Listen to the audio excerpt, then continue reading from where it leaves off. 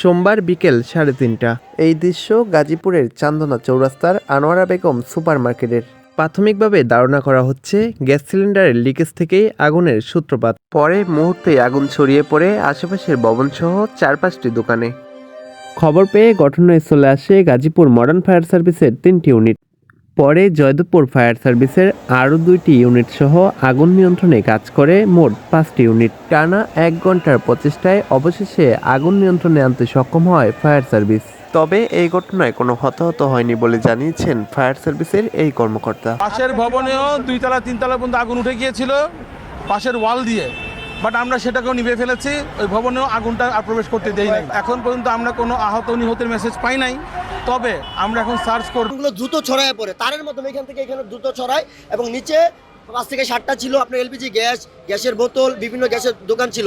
এই কারণে ওই আগুনগুলো নিচে দোকানে লাগে। দোকানে লাগার পরে এলপিজি গ্যাসগুলো তো আস্তে আস্তে লাগে যায় এবং দ্রুত বাস্ট হয়। আবার পিছনে দেখা যায় যে বিল্ডিং পুরো বিল্ডিং পুরে আছে। এখানে আমরা যখন শুনতে পাই এখানে অনেক লোক আটকে পড়ে আছে। তো আমরা যখন পরের বিল্ডিং দিয়ে আমরা ওই বিল্ডিংয়ের ছাদে উঠি এবং ফাইবার থেকে অনেকে বলে যে বিল্ডিংয়ের ভিতরে 3 জন লোক আছে। তখন আমরা ছাদ থেকে উপর দিয়ে ভিতরে ঢুকে 3টা লোক আমরা উদ্ধার করি। 2টা মহিলা এবং একটা বৃদ্ধ লোক ছিল। ওদেরকে আমরা ওই ছাদ থেকে আরেক বাসায় নামে তাদেরকে উদ্ধার করি। আসলে এখানে খাম্বা কারেন্টের খাম্বা ছিল, কারেন্টের তারের মাধ্যমে দ্রুত ছড়াইছে এবং দ্বিতীয়ত কারেন্টটা বিস্তার হচ্ছে এবং বারবার যারা ফায়ার সার্ভিস কাজ করতেছিল, ভলেন্টিয়ারের কাজ করছে, বারবার এলপিজি গ্যাসগুলো ব্রাস্ট হচ্ছিল, তাদের কাজ করতে বিভিন্ন অনেক সমস্যা হয়েছে।